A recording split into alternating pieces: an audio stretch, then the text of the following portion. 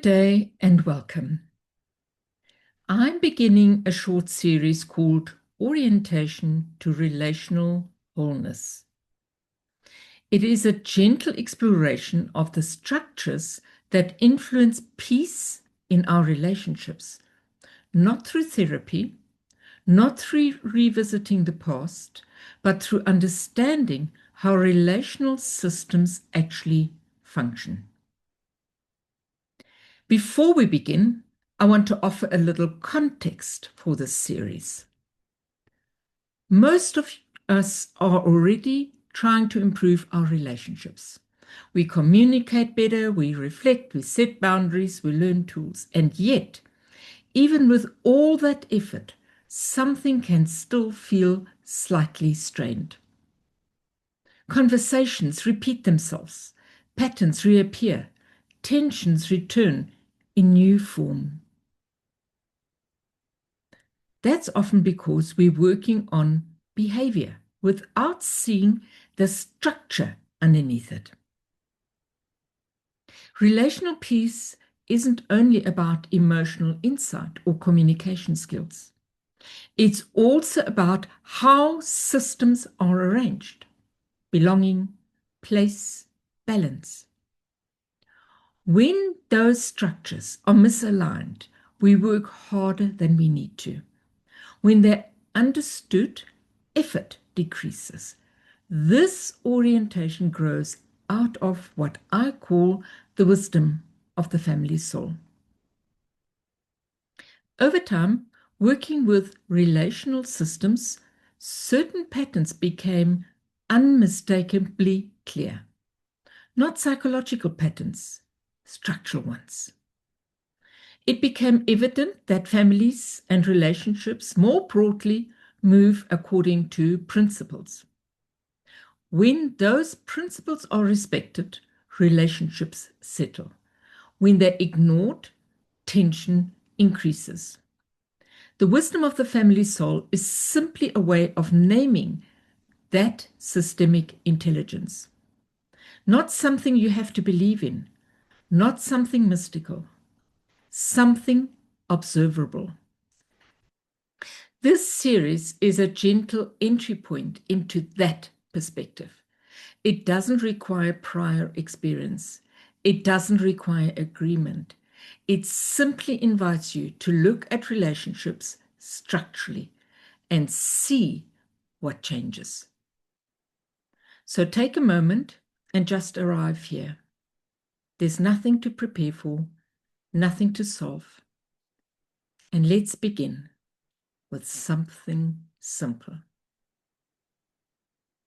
If you're here, you may simply be curious or cautious or sensing that something in your relational world feels slightly unsettled, even if you can't name why. There is nothing you need to do here. Just listen. Take a moment to arrive. And let's begin. Have you ever noticed how a person who isn't spoken about can still shape a room? No one mentions them. No one refers to them. And yet, you can feel them. That's not imagination. That's structure. In every relational system, families, partnerships, friendships, nothing simply disappears. We may stop talking about something.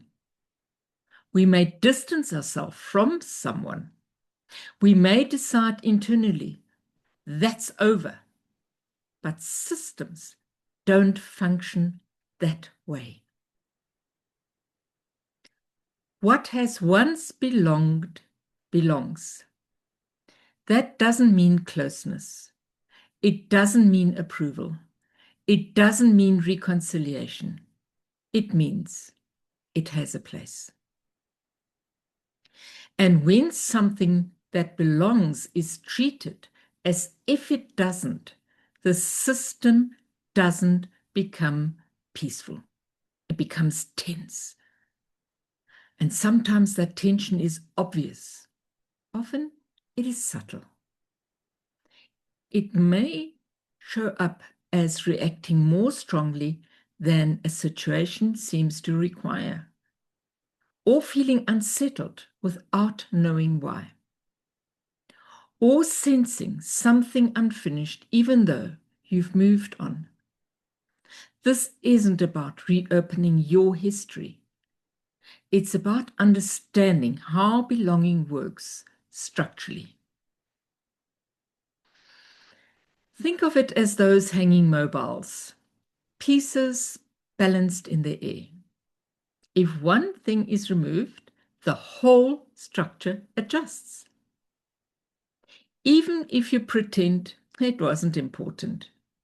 Belonging works like that. Every part that was once connected affects the balance. And when a part is excluded, a person, an event, even a part of yourself, energy reorganizes around that exclusion, often in ways that feel heavier than necessary. Belonging doesn't require liking everything, doesn't require agreement. It doesn't require returning to anything. It simply means reorganizing. This too has a place in the system that shaped me. And when place is acknowledged, even quietly, something can relax. You might notice resistance to that idea, or you might notice relief, or nothing at all. All of that is fine. Just gently consider, is there something in your relational world that has been treated as outside, that might simply need acknowledgement of place? No action required, no conversation required, just awareness. Nothing in a system disappears. And sometimes peace begins not with change, but with inclusion. Thank you for staying with this reflection. In the next conversation, we'll explore what happens after belonging is acknowledged, because inclusion alone doesn't create space. In the next conversation, we'll explore what happens after belonging is acknowledged, because inclusion alone doesn't create peace. There is also order. If this resonates, continue with the next video. And if it doesn't, simply let this sit in the background of your awareness. There's no pressure here, and I'm glad you're here. However, if you did find a worth in it, and you know somebody who would also find a worth in it, please share.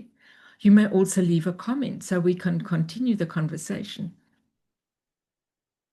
To help me spread the word a little bit more, I would love it if you like and just subscribe. Until next time, stay safe.